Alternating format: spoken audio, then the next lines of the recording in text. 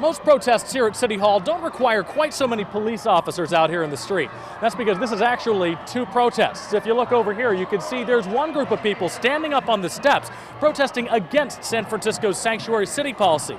The other group, several hundred people down here in the street, are asking them to go home. Racists go away!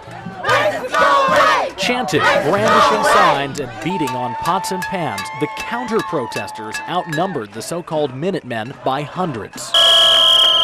Perched atop the steps with their signs and American flags, the Minutemen couldn't help but see all the opposition. But armed with earplugs, they tried not to listen. To me, they're irrelevant, but they're a part of the process, and I don't give them much thought or credence whatsoever. Down in the street, one man was arrested, accused of throwing something at the Minutemen's leader.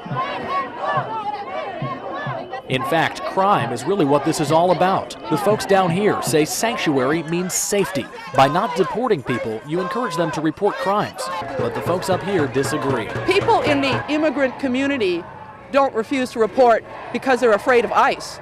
They don't report because they're afraid of the thugs. And why shouldn't they be when these thugs are turned loose? If you break a law and you're here illegally, we would like to see you deported. The mayor says that's already happening. 1,100 people in the last 18 months alone that have committed crimes that have ended in our jails have been turned over to ICE. Mayor Newsom pointed to language warning criminals the sanctuary law doesn't apply to them.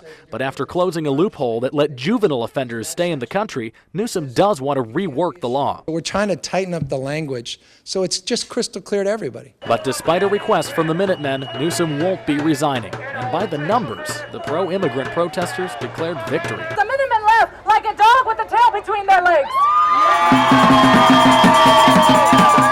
In San Francisco, Jonathan Bloom, KRON 4 News.